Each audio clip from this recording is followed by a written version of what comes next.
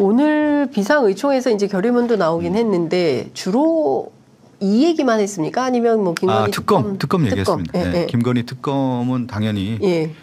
해야 되고 예. 특검 관련해서 예. 김건희 특검과 50억 클럽 특검의 당사자가 예. 50억 클럽은 윤석열 대통령이 포함되는 거고 또 하나는 김건희 특검은 대통령의 부인이 포함되는 거 아니겠습니까? 그런데 예. 이것을 대통령이 거부권을 행사할 수 있는 문제냐? 예. 그건 당연히 안 되는 거고 예. 그런데 지금 봐서는 1월 4일 날, 예. 5일 날 이렇게 생각이 이제 넘어갈 것으로 보여요. 이제 그 국회에서 정부로 넘어간단 예. 말이죠. 그러면 거부권을 빠르면 1월 4일 날 즉시 할 가능성이 크기 때문에 그러면 1월 4일까지는 당연히 이제 거부권 수용하라고 저희들이 계속 주장을 해야 되는 거고요. 그 이후에는 어떻게 할 건지를 지금 당에서 준비를 하고 있습니다. 1월 9일에 마지막 본회의가 있는 거죠? 네네. 예, 그러면 이제 1월 임시국회가 아마 열릴 겁니다. 다시.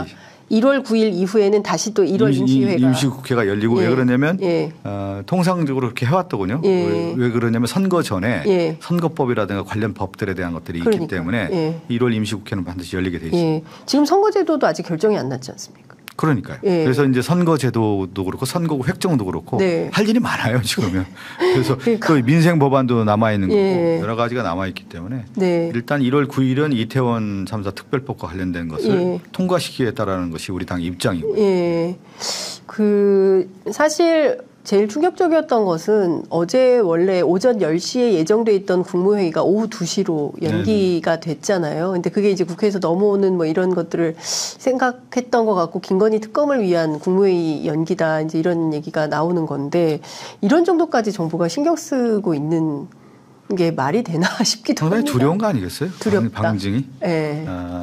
두려운 거겠죠. 뭐 두렵지 않으면 왜 특검을 두려워하겠습니까? 그러니까 두렵고 윤석열 대통령이 그동안 공정과 상식을 얘기했고 특검을 거부하는 자가 범인이다 이렇게 얘기를 해왔는데 그러면 그 말이 그대로 돌아가는 거 아니겠어요?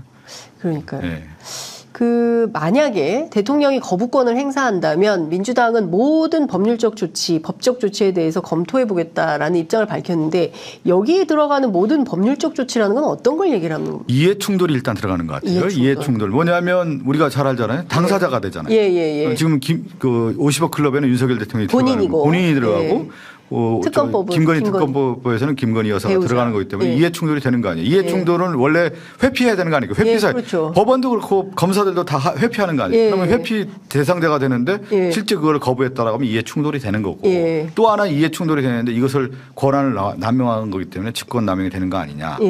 그렇게 얘기하고 있고 또 다음에 이것을 과연 그러면 당사자인 행정부 수반이 이것을 행사할 수 있는 권한이 있는 거냐. 그래서 홍익표 원내대표는 11월부터 이런 권한쟁의 할 수 있는 문제 아니겠네요. 권한쟁의 심판까지도 헌법재판소에 그렇게 생각하는 것이죠. 그럼 여러 가지 법률적 검토를 하는데 일단은 저는 너무 이렇게 법적으로 갈 필요가 없다고 봐요. 뭐 이렇게 어려워요.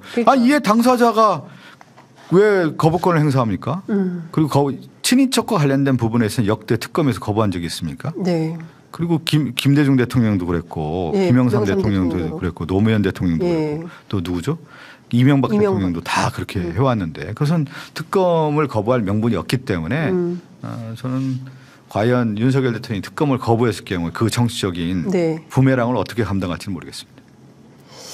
근데 지금은 이제 민주당에서 표결 처리했을 때도 10분 만에 거부권 행사하겠다는 입장이 나온 것이고. 이건 일관된 입장 아니겠어요? 태도고 여당도 마찬가지고 또 악법으로 규정을 하면서 이 법은 통과돼서는 안 되는 총선용이다. 자신들에게 불리하면 악법이겠죠.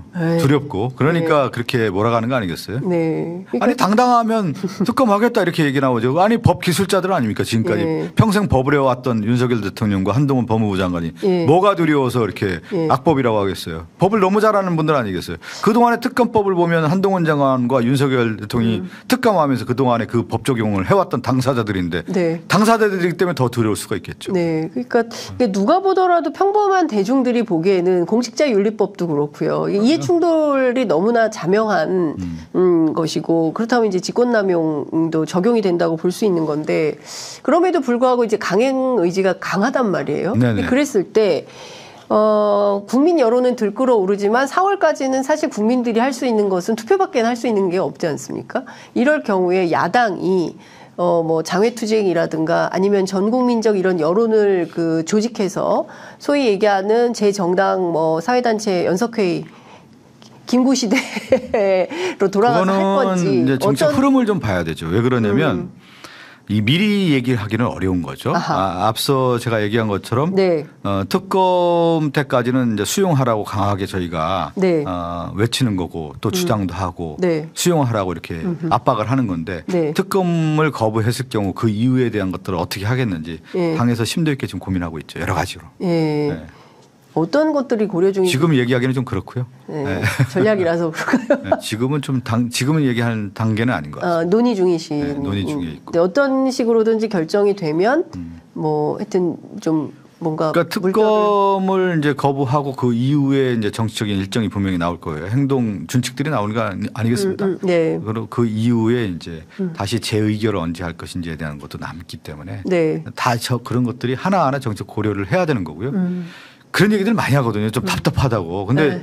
정치는 사실은 제도적 속에서 하는 거 아니겠습니까? 이 제도 속에서 하는 거기 때문에 이 제도라고 하는 것은 절차적 과정이 다 있는 거고 네. 법치주의라는 게 그런 거 아니겠어요? 맞습니다. 예. 윤석열 정권이 지금 비판받는 이유가 법치주의를 무시하는 거 아니겠어요? 네. 그냥 전행을 하는 거 아니겠어요? 그렇기 때문에 더더욱 이 문제에 대해서는 철저한 절차적 과정을 지키면서 그렇게 해야 되는 한계점 분명히 있는 것이죠.